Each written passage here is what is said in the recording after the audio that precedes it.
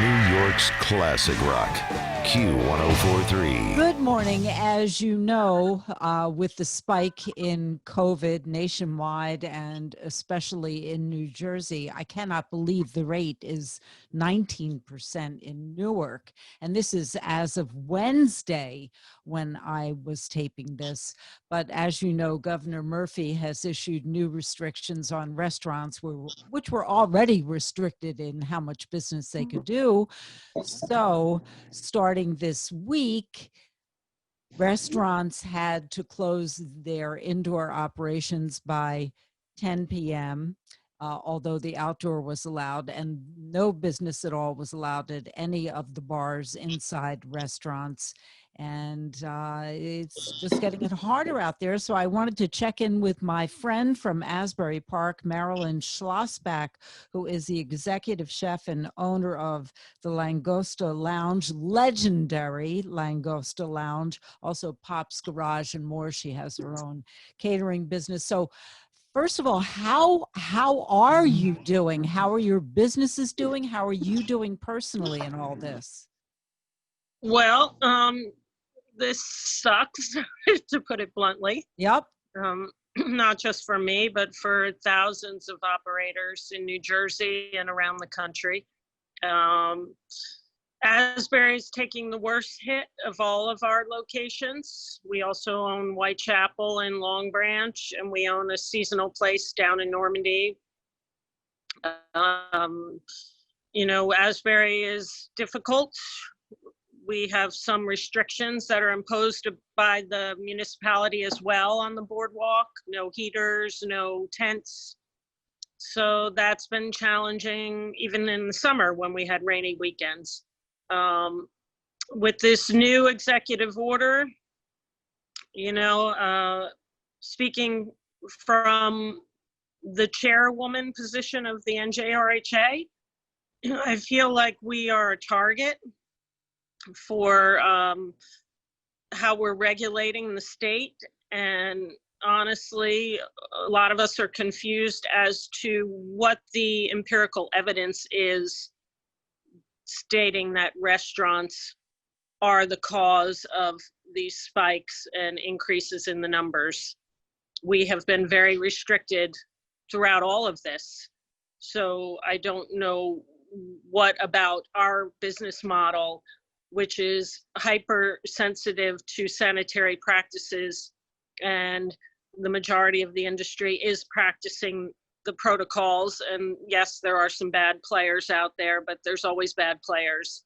And I feel like the industry is being penalized for a small group of people, or more importantly, the events that are happening in people's backyards, in protests, in celebrations all around the state that have nothing to do with social distanced, mask wearing guests in a restaurant dining establishment. You know, what's a little confusing to me, Marilyn, is that in the last few weeks, Governor Murphy has said that the spike in cases has been fueled by people getting together with other people in their homes. And I just heard the mayor of Jersey City say, by putting these restrictions on restaurants, you're forcing people to be doing exactly that, getting together with your friends in homes if you want to get together. We need to be safe. There's a lot of evidence about how to maneuver through this. We also leave out very important discussions about health and wellness. When you asked how I was doing personally, the anxiety and the stress and fear of maneuvering your business or your children or your family through this is going to have long-term effects on people's health, more than COVID, I believe. And that's just my personal belief. I'm not trying to instill my views on other people. I play by the rules. I have been doing this for almost 9 months inside with large groups of staff and guests coming through my life, and I'm not dead.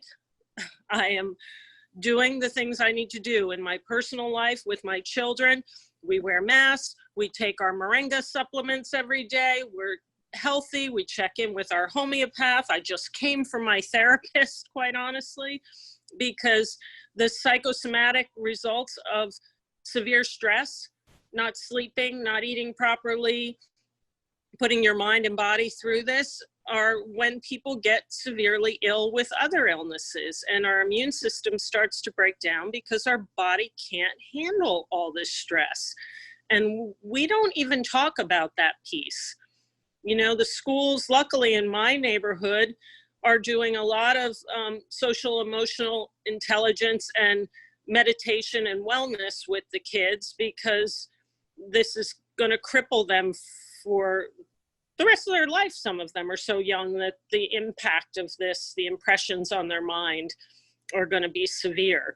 So saying that coming into a restaurant where the staff is wearing masks, where the building is in 90% or more of cases as clean as any place you could ever eat, where tables are distanced, where people are monitoring everybody, is not the cause of any of this. You know, all summer I saw huge parties in communities like Deal every other day of the week. You see all these people on TV going to these rallies with no masks, with thousands of people. You know, whatever you voted in the election, celebrate in your living room, dance around, you know, toast to your friends, have a Zoom. But to impact my industry and make us a scapegoat for that in New Jersey, when other states, Delaware, Florida, Arizona, I mean, you see these places on the news. I talk to guests and friends that have traveled, that have gone to places and eaten inside. Pennsylvania, if you live in the border and your restaurant's on the New Jersey side, your guests are just going to go over to Pennsylvania.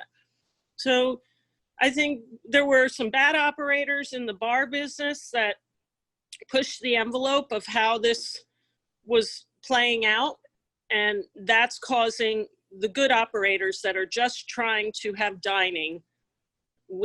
My bar hasn't been opened the whole time. We've only had sit-down dining and takeout, because I did not want to be the catalyst of any problem. I wanted to do everything I could to keep my employees and my guests feeling safe and comfortable in my venue. But at this point, this industry is going off a cliff. I might not be here in the spring, at least in Asbury, if not all my locations, if we don't get some real help. You know, these little grants, they're Band-Aids getting us through the week. But for most of us, unless you're a very small operator with very few employees, which is a rarity in the restaurant business, we are a people-driven business. We employ a lot of people and we serve a lot of people. You're not going to survive this.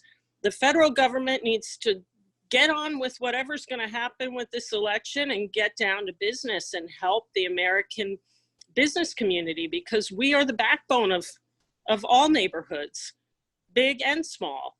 And without us, the effects are huge. And it's not just the money.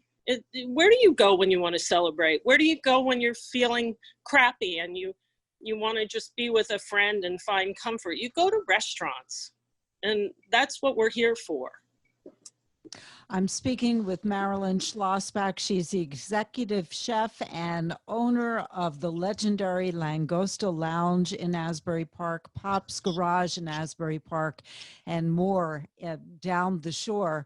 And you're saying that, how long has the Langosta Lounge been there? Because it's been there as long as I can remember. This is our 13th season on the boardwalk, but I've been an operator in New Jersey for over 30 years.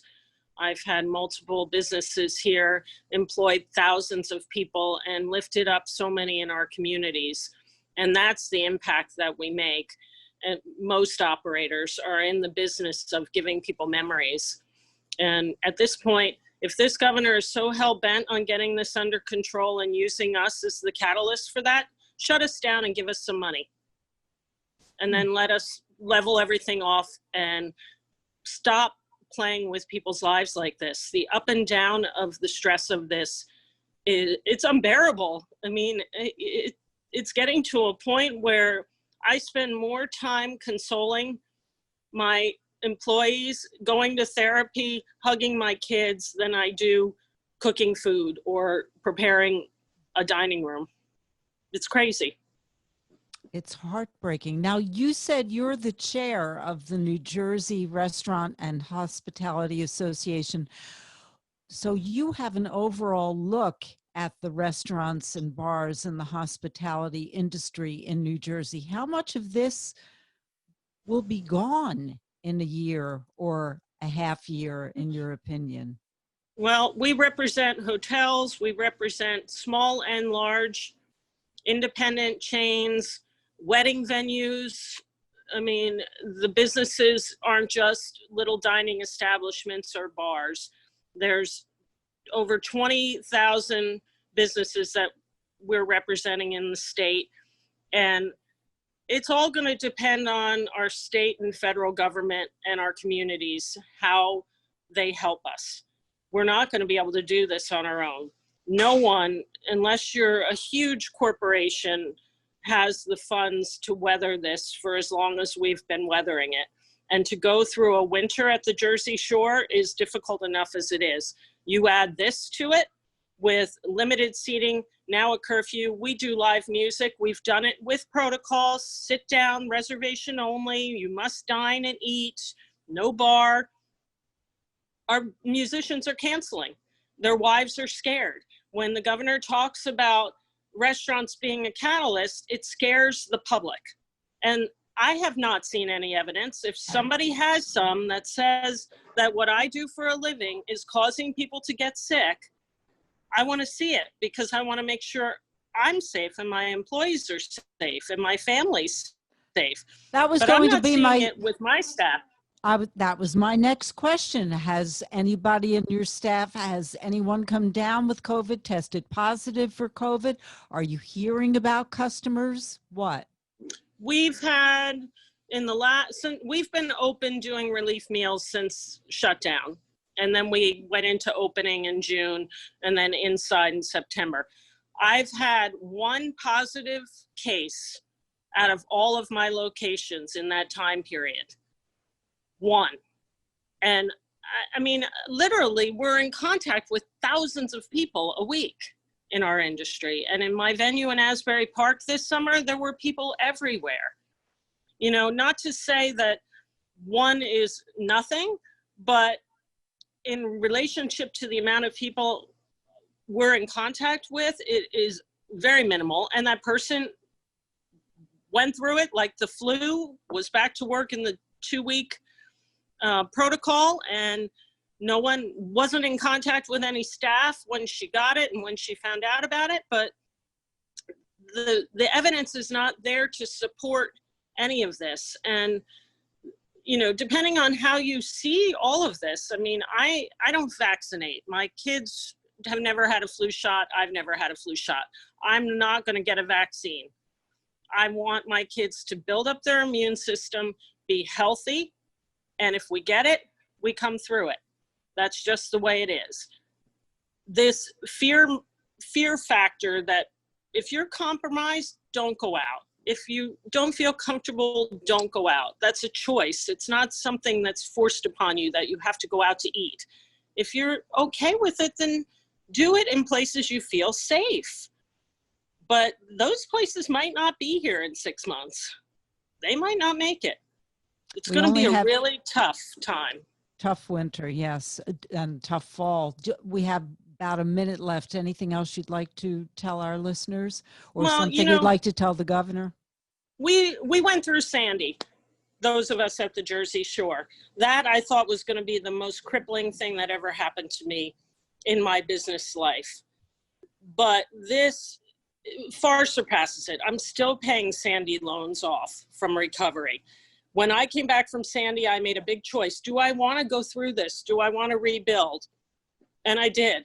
This time, I'm not so sure. I don't feel supported. I don't feel the industry is supported. I don't feel we're communicating. I want the governor to communicate with us, to see our side of this, to let us help him make choices. This isn't like a battle here. We're trying to save the middle class of America is small business, and our healthcare, our lack of funding is just crippling us. Well, thank you so much, Marilyn Schlossbach, for joining me. I hope the next time we check in, that you're in better shape. I mean, it's frankly, it's scary and so anxiety producing. I'm just so sorry for what you're going through. Q104.3. New York's classic rock, Q1043.